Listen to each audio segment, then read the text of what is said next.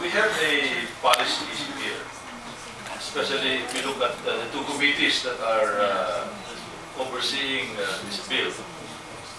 Ways and Means, whose task is to generate revenue, and Energy, whose task is to make sure that our energy program is efficient and affordable.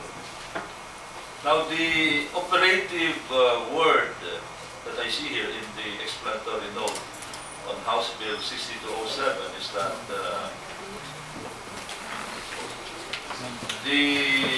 the removal of the royalties will result in substantially lower rates of electricity. That is the premise of this bill. So that's something that we must determine whether indeed this is going to result in substantially lower electricity rates in exchange for foregoing with the 15 billion peso revenue, which translates into reducing our deficit, which right now is going to amount to maybe 250 billion. Some people are saying that it might go up to 300 billion pesos. And if that happens, there will be a penalty on the entire population, not just in exchange for the reduction in rates.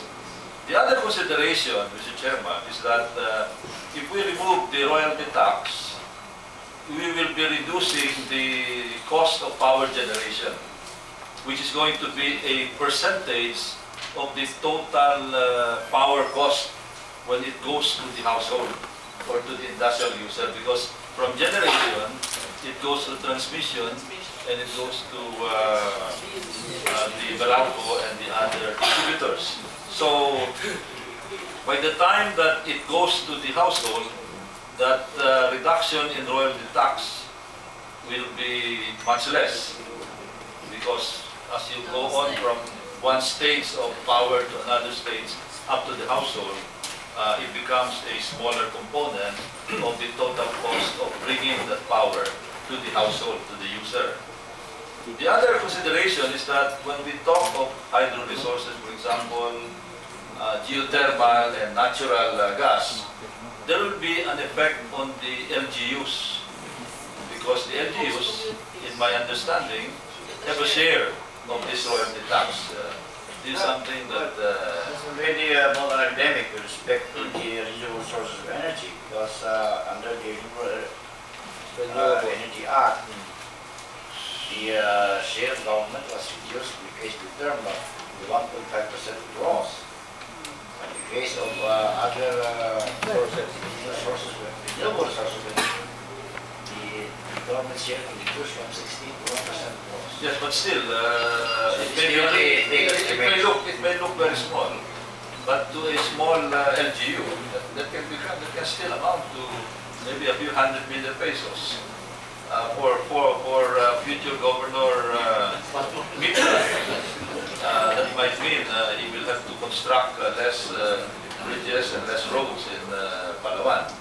I don't know about the other LGUs, but that's why it's very important, Mr. Chairman, that we look at this from a comprehensive point of view. In this particular case, I think it is the Energy Department, I don't know which unit, maybe the DOE, the ERC, should be the one to furnish us data on what will be the effect on the various communities. Because like for example, in the case of Malampaya, the Malampaya natural gas goes to Ilihan. And then the Ilihan power being generated will go to a concession area. I don't know if it will reach as far as Metro Manila.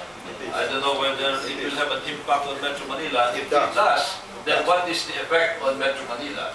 How much of the population are going to be affected? Of course, Mr. Chairman, the most simple approach here is to divide 15 billion by the number of kilowatt hours being consumed by the entire population. That will give us a rough estimate of what will be the effect per kilowatt hour.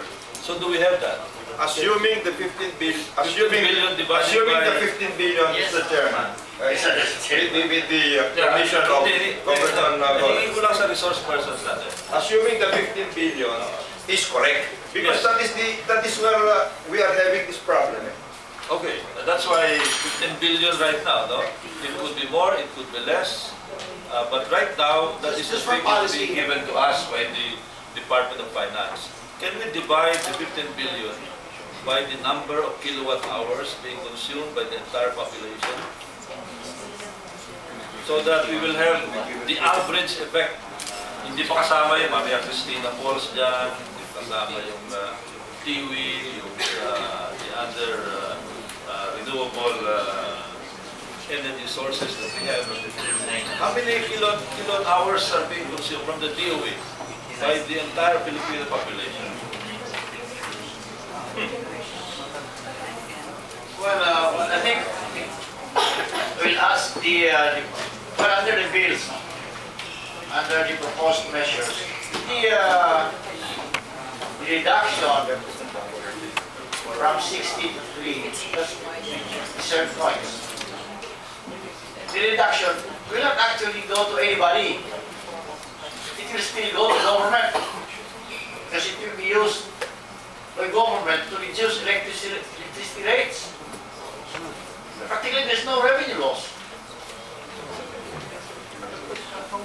So what are we talking about? What revenue loss? It's the revenue loss, since practically what will happen is, under the proposed measures, the reduction or the so-called revenue loss will be earmarked for reduction of electricity. Mr. Chairman. There is no revenue loss here. The government just lost the option to do something with the money, like spending it for schools or for other budgetary purposes. That's what's happening here under the proposed measure.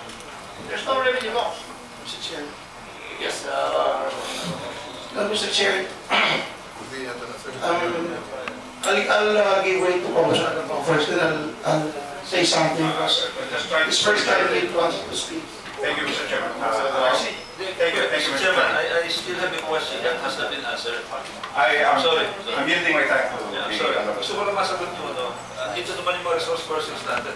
It's a simple division. Can anyone give us the total number of kilowatt hours being consumed by the entire population?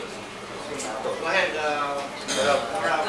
If any, based on statistics that we have compiled, the total sales is 49.2 billion kilowatt hours.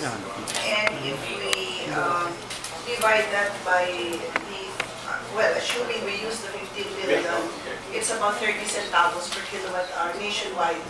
If that is to be, I mean, across the board, if it's across the board. So on